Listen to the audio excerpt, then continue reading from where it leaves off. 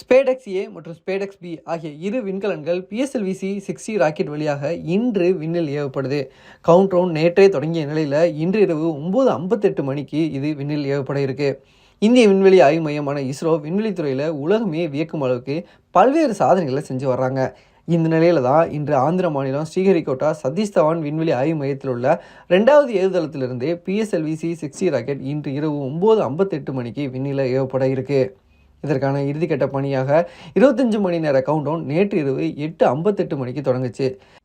இந்த ராக்கெட்டில் ஸ்பேடெக்ஸ் ஏ, ஸ்பேடெக்ஸ் பி என தலா 220 கிலோ எடை கொண்ட 2 சிறிய செயற்கைக்கோள்களை இந்த ராக்கெட் சுமந்து செல்லுது. பூமியிலிருந்து 470 கிலோமீட்டர் உயரத்தில் வெவ்வேறு சுற்றோட்ட பாதைகளில் 2 செயற்கைக்கோள்களும் நிலைநிறுத்தப்பட இருக்கு. வரும் 2035ஆம் ஆண்டுக்குள்ள விண்வெளியில் இந்திய ஆய்வு மையத்தையும் நிறுவ திட்டமிடப்பட்டிருக்கு. இதற்கான முன் தயாரிப்பு திட்டமாக ஸ்பேடெக்ஸ் எனும் திட்டம் தற்போது செயல்படுத்தப்பட உள்ளது. இதற்காக PSLV-C-60 ராக்கெட் ஸ்ரீஹரிகோட்டா ஏவுதளத்திலிருந்து இன்று விண்ணில ஏவப்பட இருக்கு.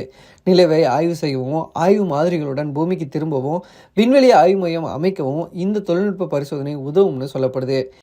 அது மட்டும் இல்லாமல் தனித்தனியாக இரு விண்கலன்களை விண்ணில் ஏவி அவற்றை இணைய செய்வதற்கான அந்த டாக்கிங் சோதனை வெற்றி பெற்றால் இதை சாதித்த 4வது நாடு என்ற பெருமை இந்தியாவுக்கு கிடைக்கும்.